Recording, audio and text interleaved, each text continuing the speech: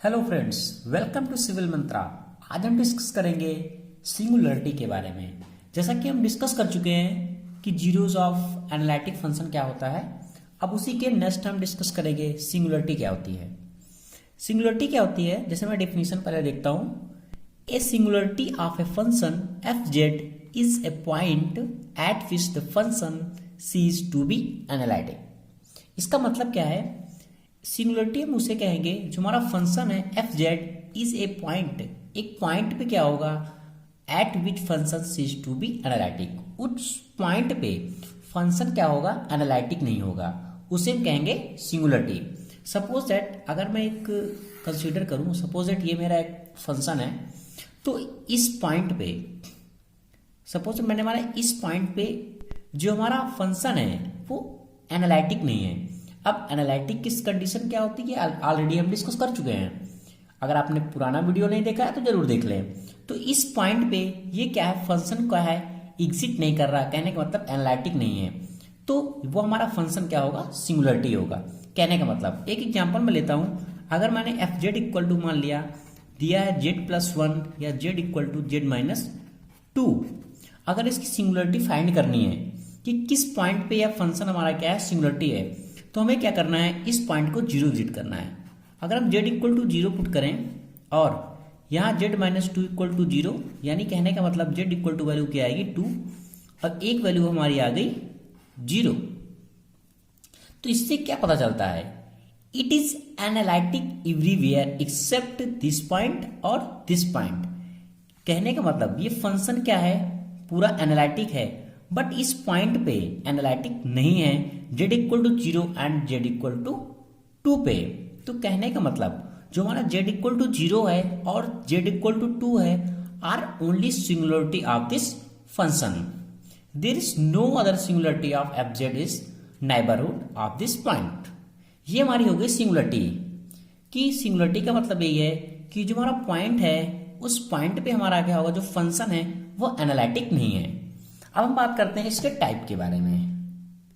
इसके दो टाइप होते हैं, एक होता है हमारा आइसोलेटेड सिंगुलरिटी और दूसरा हमारा होता है नॉन आइसोलेटेड सिंगुलरिटी। अब आइसोलेटेड, जैसा कि आपको पता है कोरोना का टाइम भी चल रहा है, आइसोलेटेड का मतलब होता है एक प्रकार से आइसोलेशन, उसको अलग करना, इसका मतलब हुआ आइसोलेटेड सिंगुलरिटी। अब आइसोलेटेड सिंगुलरिटी का मतलब क्या होता है, सपोज दैट ये मैंने फंक्शन है हमारा एक, ये मैंने मान लिया सी है। कहने का मतलब सिर्फ मैंने पॉइंट लिया, ये पॉइंट हमारा जेड है, ये जो हमारा जेड पॉइंट है, इस पॉइंट पे क्या है, ये सिंगुलरिटी है। सिंगुलरिटी का मतलब क्या है कि एनालिटिक नहीं है।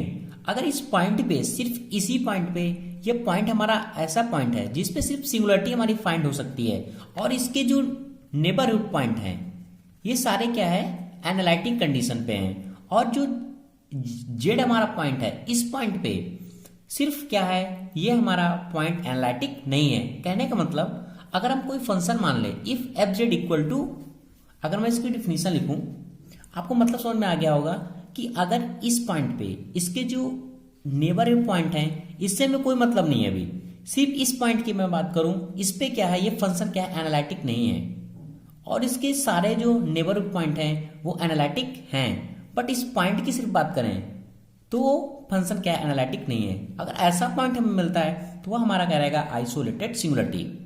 अब नॉन आइसोलेटेड में क्या होता है, जस्ट अगर इस पॉइंट पे सपोज मैंने फाइंड किया इस पॉइंट को, जेड को, इस पॉइंट पे यह फंक्शन क्या हुआ, एनालिटिक नहीं है, बट इसके नेबर ही पॉइंट भी ऐसा कोई पॉइंट मिल जाए इसमें जो नॉन एनालिटिक हो, तो वह हमारा सिस्टम क्या होगा, नॉन आइसोलेटेड होगा।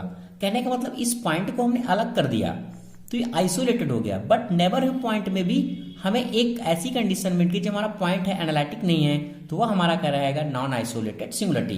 कैसे, मैं बताता हूं। जैसा कि मैंने डिफिनीशन लिखा है, if z equal to a is singularity है of F z, okay, and if there is no other singularity, यानी जेड एक मैंने स्मॉल सर्किल लिया, ये क्या रेडियस ए के बराबर है, यानी नियर अबाउट बिल्कुल पास में है ये, तो क्या कर रहा है कि there is no other singularity, जो इसके पास के हैं, इसके नाइबर एक पॉइंट है वो सिंगुलरिटी है, नो अदर सिंगुलरिटी, कोई अदर सिंगुलरिटी नहीं है within a small circle surrounding the point z equal to a, तो then z equal to a is said to be isolated singularity of the function fz, otherwise it is called non-isolated.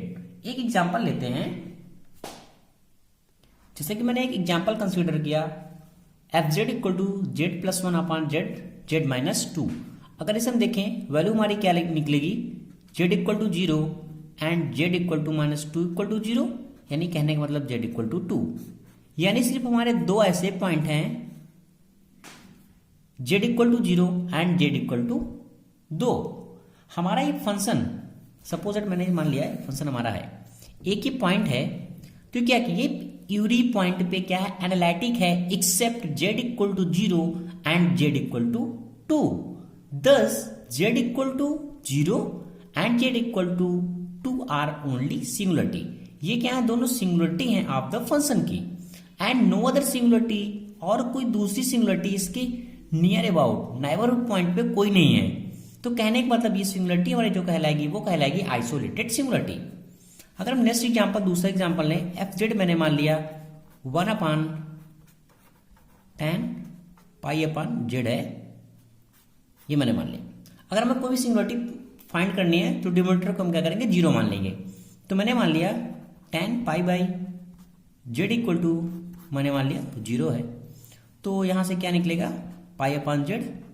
10 0 के लिए क्या होता है, n पाई होता है, पाई से pi cancel हो जाएगा, हमारा z की वैल्यू कितनी आएगी, 1 अपॉन n आएगी. अगर हम यहाँ पुट करें n की वैल्यू, तो n की वैल्यू क्या हो सकती है, 1 2 3 डेट हो सकती है n की वैल्यू. तो कहने का मतलब अगर हम z की वैल्यू फाइंड करें, 1 रखेंगे तो 1 आएगा, 1 अपॉन 2 1 अपॉन 3 डॉट डॉट ऐसे करके जाएगा. एक पॉइंट ऐसा आएगा और z इक्वल टू हम मान लेते हैं यहाँ 0. अगर हम इस पॉइंट के लिए देखें 1 1 अपॉन 2 1 अपॉन 3, तो क्या है, ये आइसोलेटेड कंडीशन पे है. कैसे आइसोलेटेड, कहने का मतलब इस पॉइंट पे एक्सेप्ट हमारा जो फंक्शन होगा वो क्या होगा, एनालिटिक कंडीशन पे के लिए है. इसी पॉइंट के लिए एक्सेप्ट दिस पॉइंट. अगर हम एक्सेप्ट 0 की बात करें, except z equal to 0, because neighbour point जब ये अपोजिट है, अगर हमारा z बढ़ता रहेगा तो n हमारा क्या होगा, नियर अबाउट अपोजिट कंडीशन में दोनों पास आते रहेंगे. तो कहने का मतलब अगर हम बात करें accept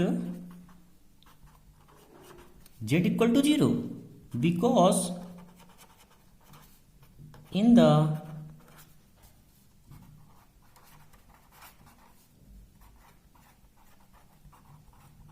neighborhood of z equal to 0, there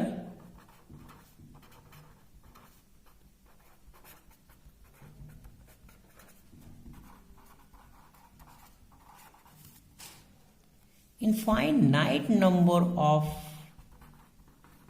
other singularity. यानी कहने का मतलब अगर हमारी इस कंडीशन पे रहेगा तो एक ऐसी कंडीशन भी होगी अगर हमारा n हमारा लार्ज है, वेयर n इज लार्ज, तो हमारा इसके नेबरहुड पॉइंट पे भी क्या एग्जिट करेगा, हमारा जो फंक्शन होगा वो सेटिस्फाई नहीं करेगा. कहने का मतलब एनालिटिक होगा. ओके, तो इस कंडीशन को हम कहते हैं non isolated singularity of the given function. Thank you watching this video. दोस्तों लाइक करें और सब्सक्राइब करें. नेक्स्ट वीडियो में हम बात करेंगे इसके टाइप के बारे में.